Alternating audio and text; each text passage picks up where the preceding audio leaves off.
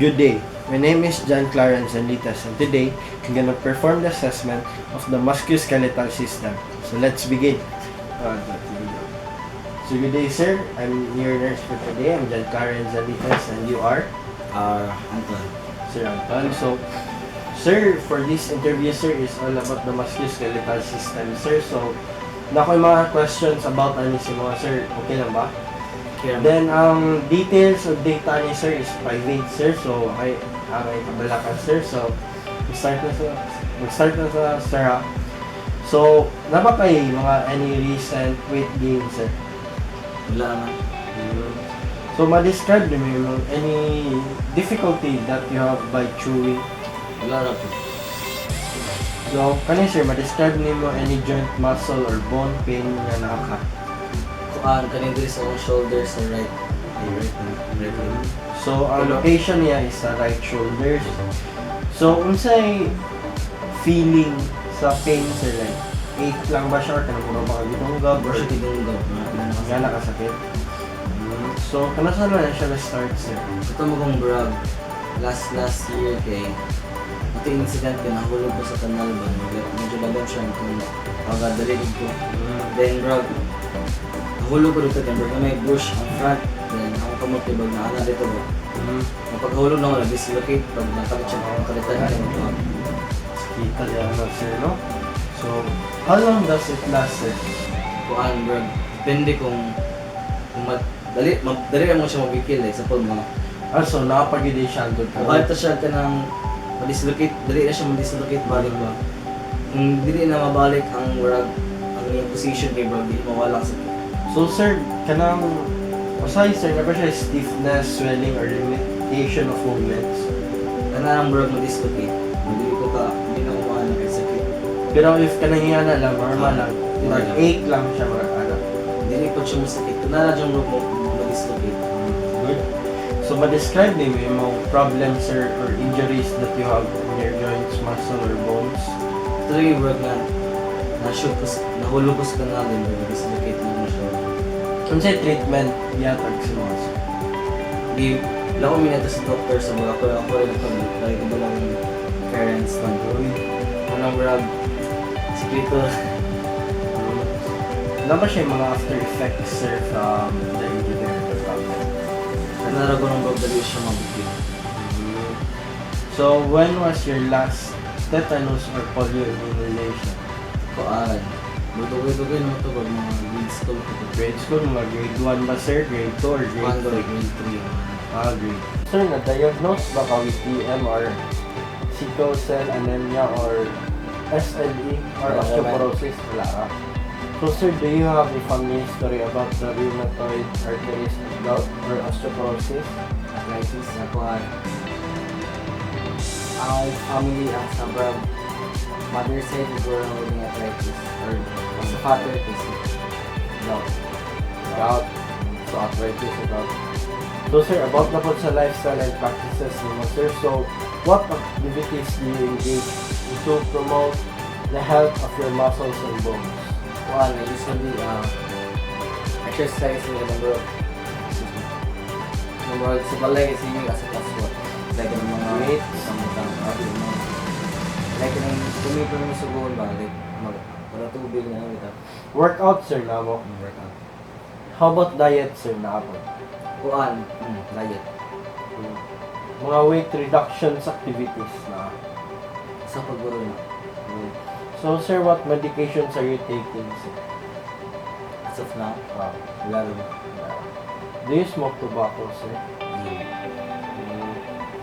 So, sir, do you drink alcohol or caffeinated beverages like Coke or coffee? Kuan siguro ka na lang Coke and coffee. Like caffeinated beverages pero sa alcohol ka ba? Hindi ko tingin mo. So, sir, how much and how often ka mag-drink of caffeinated beverages?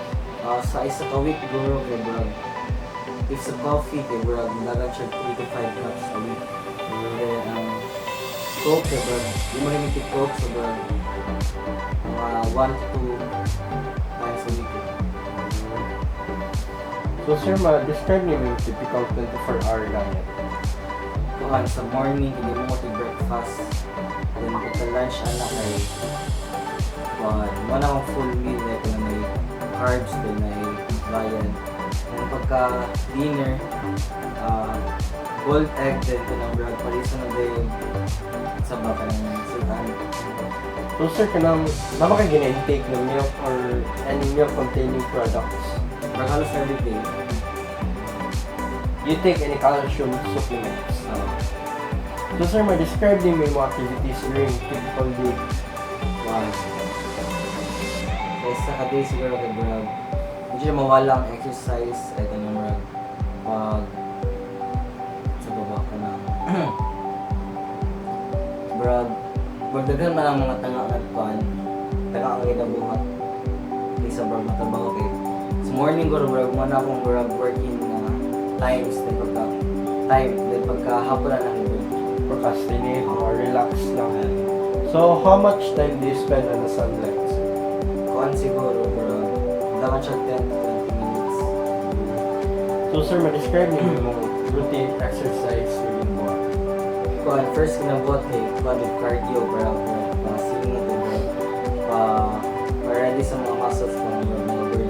Then sunod din ang kuhan sa biceps at sa chest. Then ang last na ko ang ginabuhat ko sa core arms.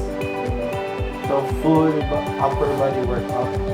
So sir, kanang ma-describe din yung mga occupation, sir.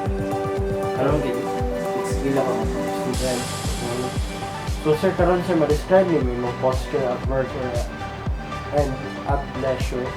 Kuhan siguro if skillahan kay kung sa morning di ba bro, kung pamasa na sila. Medyo napay-energy sa bro, straight body posture. Yung pagka hapon na bro, after na lunch siguro bro, training na ito, tibok, naglaw, ikot. So bro, medyo slouch na or bro, sa masyado pa sa game. So sir, kanang, what's yung mga typical shoes na yung ginawear? Mas kila. Well, lagi, anything sir, what type of shoes do you usually wear? Either black shoes and rubber shoes. Yeah. So do you use any special footwear? So sir, do you have any difficulty in performing normal activities of the daily living like maligo, mag-ilis? Kanang wala po kayo ginagamit ng mga system na device. So sir, karon sir, how have your musculoskeletal problems affected with your ability to interact, socialize with others? Ang bro, mo kayo na ng problems sa bro. So katorang sa shoulders lang yun. Wala naman kayo siya pugong si mo. So how did you view yourself before you had this musculoskeletal problem? Bro, before pa ito siya nakitabo ng incident eh. Kaya ako bro, ganun ang like kaya na ko tanan, like kaya walsa.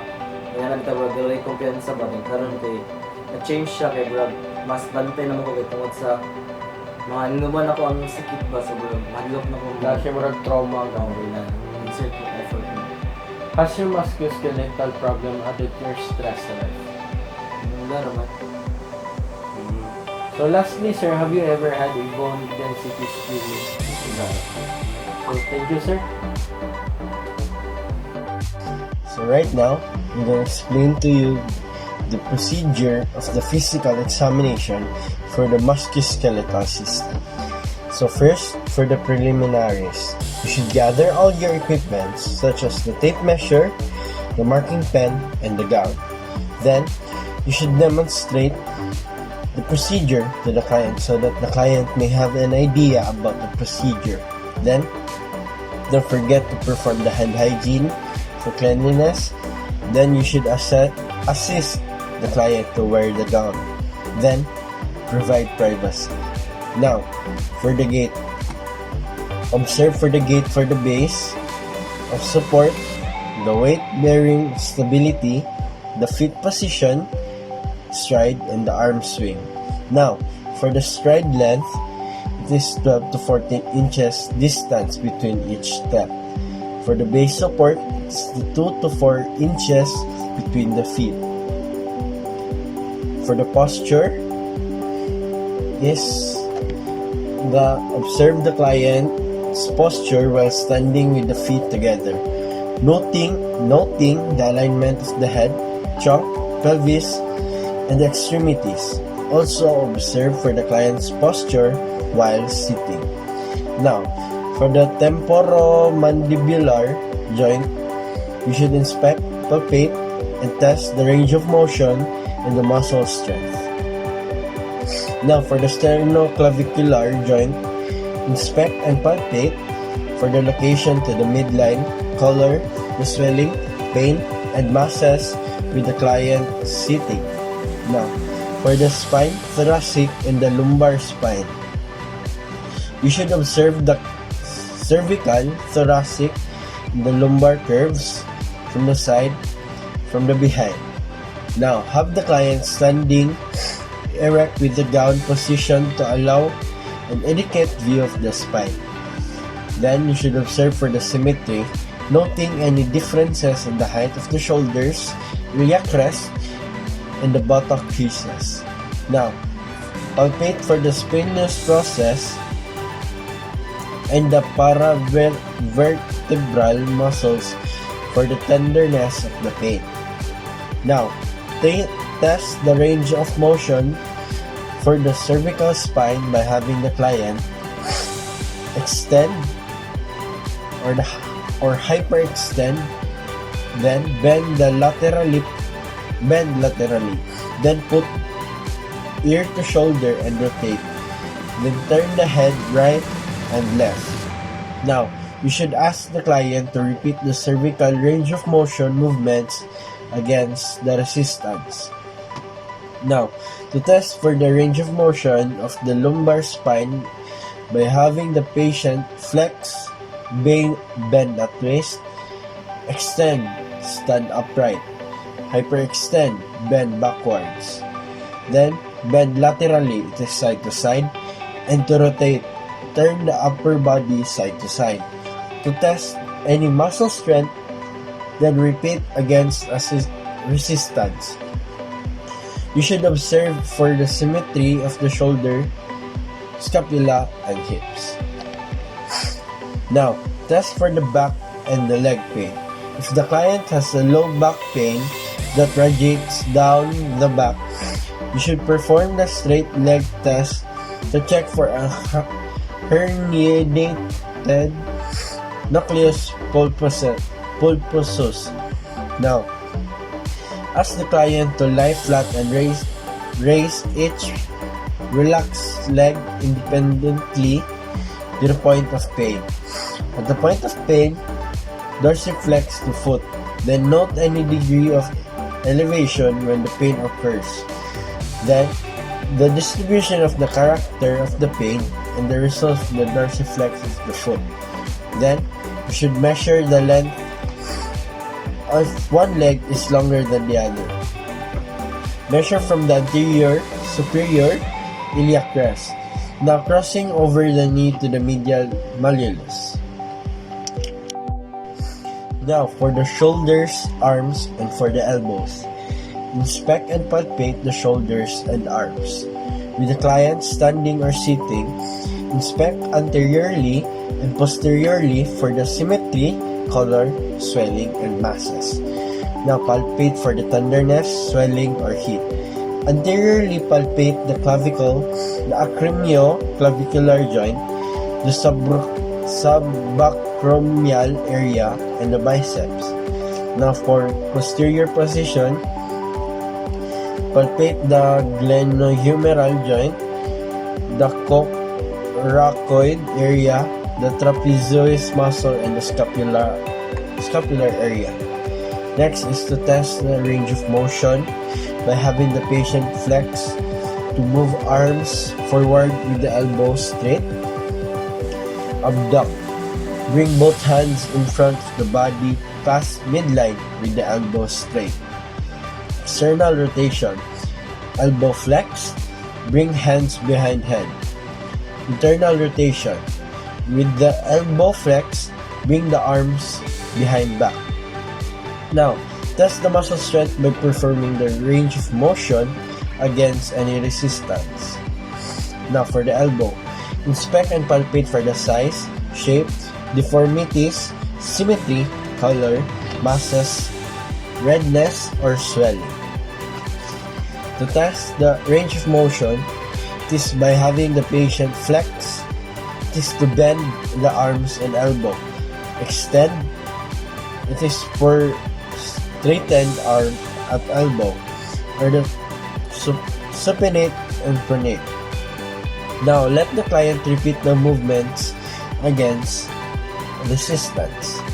Now, for the wrist, inspect for size, shape, symmetry, color, and swelling. You should palpate for the tenderness and the nodules. Now, perform the squeeze test by squeezing the client's hand across the knuckle joints. Then palpate for any anatomic snuff box. Now, test the range of motion by having the client flex, extend, hyperextend, wrist, perform ulnar and radial deviation. Test hand grip by crossing your index and the middle finger, then ask the client to squeeze it. Now, to test for the carpal tunnel syndrome, perform the Fallen test. Now, perform the test for thinner side. Then observe for the flick signal. Ask the client, what do you do when your symptoms are worse? Now, test for the thumb weakness. Raise the thumb up from the plane of the palm. Now stretch the thumb to rest on the pad of the little finger pad. Now, for the hands and fingers. Inspect the size, shape, symmetry, swelling, and color. You should palpate for tenderness, swelling, bony prominences, nodules, or any crepitus of each interphalangeal joint. You should assess the metacarpophalangeal joints by squeezing the hand from each side between your thumb and the fingers. Palpate each metacarpal of the hand by noting any tenderness or swelling. Next is to test the range of motion by having the patient abduct, adduct, flex, extend, hyperextend, palmar abduction, then repeat the maneuvers against any resistance. Now, for the hips, the ball and the joint socket. With the client standing, inspect any symmetry and the shape of the hips. Observe for the convex thoracic curve and the concave lumbar curve. Palpate for the stability, tenderness, and any crepitus. To test for the range of motion by having the client extend in the supine or standing leg straight. By flexing, it is by raising the extended leg and flex the knee to the chest while keeping other leg extended. For the abduct, move the extended leg away from the mid-lane. For the adduct, internal rotation, bend the knee and turn leg outwards. For the hyperextend, lie prone and lift the extended leg off the table. Now stand and swing for the extended leg backward. Next is about the knees, the hinge joint. With the client in a supine position, then sitting with the knees dangling, inspect the knees for its size, shape, the symmetry, any deformities, swelling, pain, and any alignments. Now, palpate for the tenderness, warmth, consistency, and any nodules. Begin the palpation in the 10 centimeters above the patella. Use your fingers and thumbs to move downwards towards the knee. Now, test the range of motion by having patient flex, bend each knee up to the chest, then extend the knee by straighten it. Now, perform the bulge test if there are any swelling present in the knees. Then, perform the ballot Teman test. Next is the Mercurius test. Position the patient in a supine with the knees fully flexed. Place one hand out on the heel and the other on the knee. You should apply the pressure with both hands and gently rotate the foot of the client. Then test if the test is positive if audible or palpable clicks occur. Now for the ankles and feet. With the client sitting, standing, and walking, inspect position, alignment, shape, and skin. Now, palpate the ankles and feet for tenderness, temperature, swelling, or any nodules. Palpate the toes from the distal end proximally, noting the tenderness, swelling, bony prominences, nodules, or any crepitus of each interphalangeal joint. Palpate the metatarsophalangeal joints by squeezing the foot from each side with your thumb and fingers. Palpate each metatarsal, noting any swelling or tenderness. Then palpate the plantar area or the bottom of the foot, noting any pain or swelling. Then perform the squeeze test by squeezing the middle of the foot with your hand across the top foot as shown. Then test the range of motion by having the client dorsiflex, point the toes upward, plantar flex, vert, turn soles outward, invert, turn soles inward, abduct, rotate the foot outward, and adduct, rotate the foot inward. Turn toes under the foot, it is flexion, then upward, it is extension. Lower extremities, having the patient raise the legs against your hand to apply any resistance. Now, for the comprehensive muscle strength, as the patient performs the range of motion, apply any resistance to the part being moved, then grade the strength from 0 to 5. That's all, and thank you.